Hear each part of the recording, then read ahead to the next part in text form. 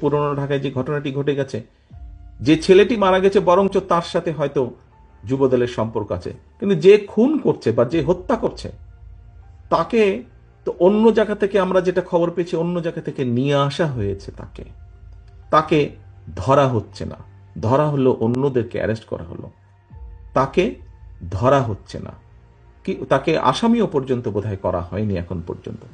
কেন হয়নি, কেন ধরা হচ্ছে না? আমাদের পক্ষ থেকে তো একবারও বলা হয়নি যে তমুককে ধরা যাবে না, অমুককে ধরা যাবে, একবারও তো এই কথাটি বলা হয়নি। আমরা বরাবর বলে দিচ্ছি, একটু আগে যেটি আপনাদের সামনে বলেছি, বরাবর আমরা বলেছি অন্যায়কারী আইনের দৃষ্টিতে তার বিচার হবে। দলের সাথে তার কি সম্পর্ক, কিচ্ছু যায় আসে না তাতে। তাকে দল কোনো রকম প্রশ্রয় দিবে না। কেউ যদি কোনো অন্যায় করে থাকে, তাহলে প্রশাসন ধরছে না কেন তাকে?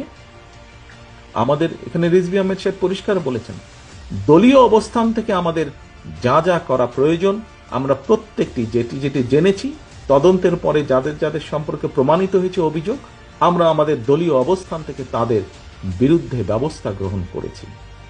আইন শৃঙ্খলা বাহিনী কেন তাহলে বসে আছে? আইন শৃঙ্খলা বাহিনীকে চালায় কে? বিএনপি তো চালায় না, চালাচ্ছে তো সরকার।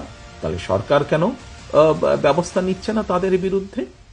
সেটি দলেরই হোক বা সেটি অন্য কোনো লোকই হোক, কেন ব্যবস্থা নিচ্ছে না?